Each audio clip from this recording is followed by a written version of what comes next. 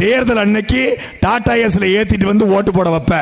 முத நாள் ஒரு 1000 ரூபாய் 2000 ரூபாய் வெள்ளி கொலுசு, சிமிழி விளக்கு, குடம், சம்படம் இது எல்லாம் கொடுத்து நீ ஓட்டு வாங்கணும். நம்ம இந்த டீ கடை இருக்கு, இந்த டீ கடை தான் நின்றுகிட்டு இருக்கேன்.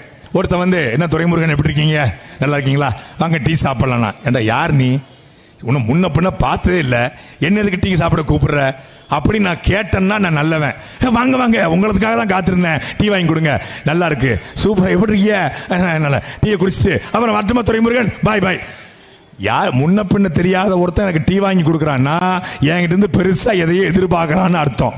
அதே போல ஓட்டுக்கு உங்களுக்கு பணத்தை கொடுக்கறான்னா அவன் உங்ககிட்ட பெருசா எதையோ புடுங்க போறான்னு அர்த்தம். புடுங்க போறான், புடுங்கிட்டான். 9 லட்சம் கோடி ரூபாய் கடன் வாங்கி வைத்திருக்கிறது தமிழ்நாடு அரசு.